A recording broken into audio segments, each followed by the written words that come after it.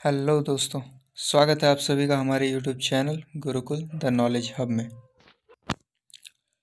आज की इस वीडियो में मैं आपको बताऊंगा 1857 के विद्रोह के बारे में, रिवॉल्ट ऑफ 1857, जिसे फर्स्ट वार ऑफ इंडिपेंडेंस भी कहा जाता है, आज़ादी की पहली लड़ाई। तो जानते हैं हम 1857 का विद्रोह क्या था, कैसे कैसे किन कारणों से ये शुरू हुआ और इसका परिणाम क्या मिला। इस वीडियो में आपको रिवॉल्ट ऑफ 1857 से रिलेटेड सारी जानकारियाँ मिल जाएंगी, तो वीडियो को प्लीज़ आप लोग पूरा देखें, थोड़ा सा भी स्किप ना करें। जितनी भी जानकारियाँ मैंने अवेलेबल कराई हैं आप उसको अच्छे से समझें। अगर इस टॉपिक से रिलेटेड कोई भी डाउट वीडियो को देखने के बाद आपके माइंड में आता है तो कमेंट करके हमें बताएं। वीडियो अच्छी लगे तो लाइक ज़रूर करें दोस्तों, और चैनल को सब्सक्राइब अगर अभी तक आपने नहीं किया तो सब्सक्राइब कर लीजिए। ठीक है दोस्तों, शुरू करते हैं हम अपने इस टॉपिक को। ओके, तो सबसे पहले हम जिस विद्रोह की बात कर रहे हैं 1857 का विद्रोह, सन याद रखने की ज़रूरत है नहीं हमें, क्योंकि 1857 के विद्रोह के नाम से ही ये फेमस है। तो सबसे पहले हम बात करते हैं कि इस टाइम पे गवर्नर जनरल कौन था, किसके टाइम पे ये हुआ था। तो देखिए, इस टाइम पे गवर्नर जनरल थे लॉर्ड कैनिंग, जिनका टाइम पीरियड है 1856 टू 1862। लेकिन 1857 के विद्रोह में बहुत बड़ा योगदान जाता है लॉर्ड डलहौजी का भी। ठीक है ना, लॉर्ड डलहौजी ने भी बहुत सारे काम ऐसे किए थे जिसके कारण लोगों में गुस्सा आया था, वो हम आगे डिस्कस करेंगे। तो चलिए सबसे पहले हम जानते हैं कि विद्रोह होने के क्या क्या कारण थे, आखिर लोगों ने विद्रोह करने का क्यों सोचा। ठीक है, तो कुछ कारणों को देखेंगे हम, धार्मिक कारण, राजनीतिक कारण, आर्थिक कारण और तात्कालिक कारण। इन सभी कारणों के बारे में हम जानेंगे। तो धार्मिक कारणों से शुरू करते हैं। तो देखिए, सबसे पहला जो कारण है वो ये है कि अंग्रेज भारत में ईसाई धर्म को बढ़ाना चाहते थे, और उसके लिए वो हिंदुत्व और इस्लाम की बुराई करते थे। इस कारण जो हिंदू थे या फिर जो इस्लाम धर्म के लोग थे वो गुस्साए हुए थे। ठीक है, नेक्स्ट देखिए, जिस इनमें जो इम्पोर्टेंट चीज़ें हुई है हम सिर्फ उनके बारे में ही अभी बात करेंगे। अगला जो धार्मिक कारण था, ये 1884 नहीं 1824 में हुआ था। बैरकपुर का सैनिक विद्रोह हुआ था।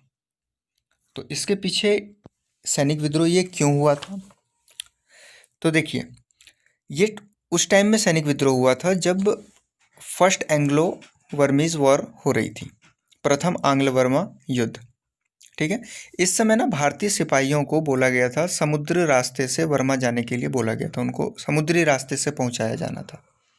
और उस समय सैनिकों में ज़्यादातर हमारे इंडिया से अपर कास्ट के लोग, जैसे ब्राह्मण, राजपूत, ऐसे लोग ज़्यादातर हुआ करते थे, और इनके धर्म के खिलाफ था किसी भी नदी या समुद्र की यात्रा करना और उसे क्रॉस करना, ये इनके धर्म के खिलाफ था। तो सैनिकों ने रिक्वेस्ट की अंग्रेज़ों से कि हमें ज़मीन के रास्ते से ले जाया जाए, लेकिन अंग्रेज़ों ने मना कर दिया। इस कारण से ये विद्रोह हुआ था। ठीक है, इसके बाद 1829 में सती प्रथा पर प्रतिबंध लगा दिया गया। अब देखिए, सती प्रथा पर प्रतिबंध वैसे तो बहुत अच्छी बात थी, बहुत अच्छा किया गया प्रतिबंध लगा के, लेकिन उस समय जो लोग थे उन्होंने सोचा कि अंग्रेज हमारे पर्सनल मामलों में टांग अड़ा रहे हैं, हमारे धार्मिक मामलों में टांग अड़ा रहे हैं, इस वजह से लोग गुस्साए। आगे 1839 में भारतीय सेना को सिंधु नदी पार करने के लिए मजबूर किया गया। देखिए, 1839 के टाइम में भारतीय अफगान युद्ध हो रहा था। ठीक है, तो इस समय भारतीय सेना को सिंधु नदी पार करने के लिए मजबूर किया गया, जैसा मैं पहले भी बता चुका हूँ कि लोगों के धर्म के खिलाफ था कि वो नदी या समुद्र को पार करें। तो यहाँ पे भी सैनिकों में गुस्सा आया। इसके बाद 1854 में इनाम कमीशन बनाया गया। तो दोस्तों, ये इनाम कमीशन क्या है? इनाम कमीशन, ध्यान से सुनिएगा आप, जिस जगह से अंग्रेजों को टैक्स यानी कि कर नहीं मिलता था उस जगह को अंग्रेज जब्त कर लेते थे, और ज़्यादातर इन जगहों में कर नहीं मिलने वाली जगह मंदिर, मस्जिद, ये सभी जगहें थी। ठीक है, तो इनाम कमीशन के थ्रू जहाँ से भी कर नहीं मिले उन्हें जब्त कर लिया जाता था। तो मंदिर मस्जिदों को जब्त किया जाने लगा। यहाँ पे जो पुजारी या मस्जिद में जो मौलवी थे उन्हें प्रताड़ित किया गया। इस कारण से लोगों में गुस्सा हुआ। फिर 1856 में विधवा पुनर्विवाह कानून बनाया गया। हिंदू धर्म के सख्त खिलाफ था ये। वैसे ये भी बहुत अच्छी चीज़ की थी डलहौजी ने, लेकिन हिंदू धर्म के लोगों ने सोचा कि ये हमारे धर्म के खिलाफ है, इसलिए लोग गुस्साए। तो ये कुछ इम्पोर्टेंट धार्मिक कारण थे। अब हम पढ़ेंगे आर्थिक कारणों को। तो आर्थिक कारणों में ज़्यादा पॉइंट्स नहीं है, कुछ ही पॉइंट्स हैं, इन्हें हम समझते हैं। सबसे पहला, अंग्रेजों द्वारा किसानों का शोषण। दोस्तों आपको पता होगा अंग्रेज किसानों से ज़बरदस्ती नील की खेती करवाते थे, जिसमें किसानों को कुछ ज़्यादा फायदा नहीं होता था, तो किसानों का शोषण होता था। फिर शिल्पीकार और कारीगर जो थे वो बर्बादी से परेशान थे। यहाँ पे किस बर्बादी की बात की गई है? अंग्रेज कच्चा माल बहुत ही सस्ते में खरीदते थे और उसके बाद उसी सामान को बहुत महंगे में बेचते थे, है ना। तो यहाँ जो हमारे भारत के शिल्पीकार और कारीगर थे ये बर्बाद हो गए थे। फिर आगे आर्थिक कारण, सभी व्यापारी वर्गों पर पाबंदी लगाई गई थी।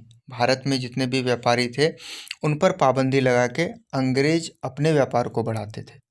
ठीक है, ये सभी आर्थिक कारण थे कुछ।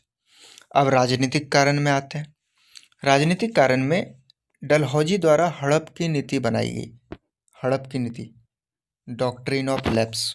ठीक है, तो शायद आपको पता हो, ना पता हो तो ध्यान से सुनिएगा आप। हड़प की नीति के अंतर्गत किसी राजा की अगर कोई संतान नहीं होती थी तो वो राज्य अंग्रेजों के अधीन हो जाता था, अंग्रेज उस पर कैप्चर कर लेते थे। तो ये एक डलहौजी की नीति थी जिसके कारण लोगों में गुस्सा था। फिर 1854 में पोस्ट ऑफिस एक्ट बनाया गया। पोस्ट ऑफिस एक्ट पारित किया गया। तो देखिए इसमें क्या चीज़ चेंज की गई। इस एक्ट से पहले जो सेना थी, सेना की चिट्ठी फ्री में पहुंचाई जाती थी। पहले सिपाहियों की चिट्ठी मुफ्त में पहुंचाई जाती थी, लेकिन पोस्ट ऑफिस एक्ट के बाद उन्हें भी अपनी चिट्ठी पहुंचाने के पैसे देने पड़ते थे। तो इससे सैनिकों में गुस्सा हुआ। फिर 1856 में जनरल सर्विस एनलिस्टमेंट एक्ट पारित किया गया। तो ये जो जनरल सर्विस एनलिस्टमेंट एक्ट था, इसमें एक कानून बनाया गया। उसमें ये बोला गया कि अगर आपको सैनिक बनना है तो समुद्र पार करना ही होगा आपको। ठीक है, ये एक रीजन था जिससे लोगों में गुस्सा हुआ। तो ये सभी तो दोस्तों धार्मिक, आर्थिक और राजनीतिक कारण जिससे लोगों में थोड़ा थोड़ा थोड़ा गुस्सा था। इसके बाद जो हम अभी पढ़ेंगे तात्कालिक कारण, इसमें कुछ इम्पोर्टेंट ऐसे कारण थे जिनमें लोगों का गुस्सा कुछ ज़्यादा ही उमड़ा और उन्होंने तुरंत विद्रोह किया। तो देखिए सबसे पहले क्या हुआ, 1856 में अंग्रेजों ने एनफील्ड राइफल ली। ठीक है, अंग्रेजों ने अपने सैनिकों के लिए, अपनी सेना के लिए नई राइफल ली। इस राइफल में क्या था, गोली के ऊपर ग्रीस लगी थी और उस ग्रीस को बनाने में सूअर और गाय की चर्बी का इस्तेमाल किया जाता था। अब देखिए, सूअर की चर्बी, अगर सैनिक मुस्लिम है तो वो उसके धर्म के खिलाफ है। गाय की चर्बी, अगर सैनिक हिंदू है तो वो उसके धर्म के खिलाफ है। यानी ये जो था, इससे हिंदू मुस्लिम दोनों में एक साथ गुस्सा भरा इन लोगों ने। ठीक है, अब इसके बारे में देखिए, सैनिकों ने कुछ समय तक गोली को यूज़ भी किया। पता कैसे चला, इसके पीछे भी एक बहुत ही अच्छी स्टोरी है। वो वीडियो में नहीं बता सकता मैं, क्योंकि वीडियो काफ़ी लंबी हो जाएगी। अगर इसके बारे में आपको ज़्यादा जानना हो ना, तो मंगल पांडे नाम की एक मूवी है, उसे आप देखिएगा। बहुत अच्छी मूवी है, आपको अच्छे से समझ में आ जाएगा सब कुछ। इसके बाद आगे हम चलते हैं। तो इस गुस्से के कारण, ये जो राइफल इन्होंने लगाया था ना, इस गुस्से के कारण 29 मार्च 1857 मंगल पांडे ने 2 अंग्रेज अधिकारियों को गोली मार दी।